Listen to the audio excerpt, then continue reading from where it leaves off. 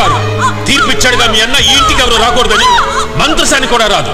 అరు పులిమేర దాటి వాడి చెవులకు వినిపించేలారు.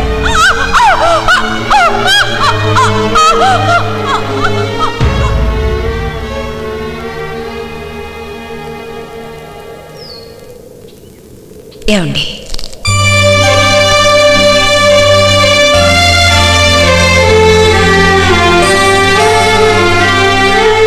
నా చెల్లెలు తొలిచూలు కాన్పుకి ఇంటికి తీసుకొచ్చి ఘనంగా వేడికి చేద్దాం అనుకున్నాను. కనీసం చెల్లెలతో మాట్లాడడానికి కూడా వీలు లేకుండా చేశాడు ఆ దేవుడు. మీరు చేయాల్సింది మీరు చేశారు.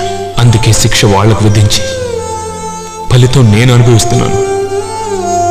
బాధపడకండి. తప్పదు భువనేశ్వరి.